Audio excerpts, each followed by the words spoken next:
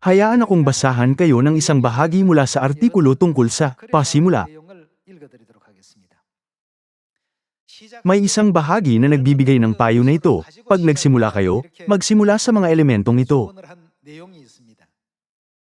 Una, masusi ba ang paghahanda nyo? Nagsisimula man kayo ng bagong taon o araw, sinisimulan nyo man ang gawain ng ebanghelyo, pag-aaral bilang estudyante, o negosyo bilang negosyante, nakagawa na ba kayo ng masusing paghahanda para sa pasimulang yan?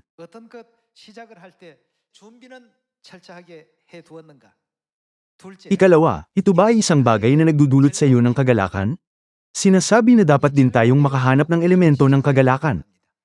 Pagdating sa ebanghelyo, sa halip na sabihin, napakahirap nito, o hindi ko ito magagawa, dapat nating alalahaning nalulugod ang Diyos sa mga naglilingkod ng kusa, hindi dahil sa obligasyon. Kaya dapat nating isagawa ang gawain ng ebanghelyo nang may galak at saya sa ating mga puso. Ikatlo, nakakatulong ba ito sa iba? Ikaapat, makabuluhan ba ito, magtagumpay man o mabigo? Sinasabi nila na pag sinimulan niyo ang isang bagay, tiyakin niyong naroroon ang apat na elementong ito. Pero kung titingnan natin ang ebanghelyo, hindi ba naglalaman ito ng lahat ng apat na elementong ito?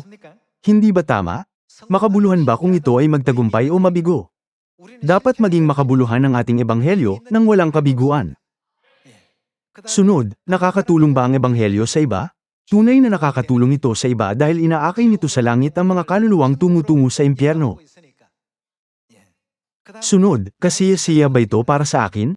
Mga kapatid, bakit tayo umiiyak pagkatapos mamunga? Maging ang mga hindi iiyak habang nanonood ng isang malungkot na teleserye, ay napapaluha sa pagkakakita sa kanilang mga bunga na tumatanggap ng bautismo. Hindi ba ito dahil isa itong masayang okasyon at pinagmumulan ng kasiyahan? Kaya sinabihan tayong magsimula na mayroon ng lahat ng elementong ito. Gayunman, sinasabi nilang magtakda ng malalaking layunin, pero magsimula sa maliit. Kaya sa Job chapter 8, sinasabi na kahit na ang ating ebanghelyo ay maaaring may maliit na pasimula, paano naman ang huling wakas nito? Ito ay magiging napakadakila. Kung gayon, ang pasimula ay hindi batay sa pag-aakala na hindi ito gagana. Sa halip, ito ay isang gawa ng pagsulong ng may pananampalataya na gagana ito. At dahil sa pananampalatayang ito ay tiyak na magtatagumpay. Ang mga hindi nagsisimula, ang mga nag-alinlangan, at ang mga nag-alinlangan at nagpapaliban. Sa mga sitwasyon kung saan hindi kayo makapagdesisyon kung gagawin ito o hindi, huwag nang magpaliban. Mga kapatid, hindi kayo dapat na magsimula nang may pag-iisip na hindi ito magagawa. Hindi kayo dapat mag-alinlangan kung gagana ba ito o hindi. Sa halip, magsimula sa pananalig na tiyak na magagawa ito. Makabubuti ring magsimula nang may pag-iisip na walang dudang gagana ito. Buksan natin ang Matthew chapter 24 verse 13. Subalit ang magtiis hanggang sa wakas ay siyang maliligtas. At ang magandang balitang ito ng kaharian ay ipahahayag sa buong daigdig bilang patutuo sa lahat ng mga bansa, at pagkatapos ay darating ang wakas. Ang ebanghelyo ng kaharian ay nilikha upang may pangaral sa lahat ng bansa. At ano ang mangyayari sa buong mundo sa huli? Ang ebanghelyong ito ay ipapangaral sa lahat ng tao, at pagkatapos, ang kamanghamanghang gawain ng Diyos ay matutupad.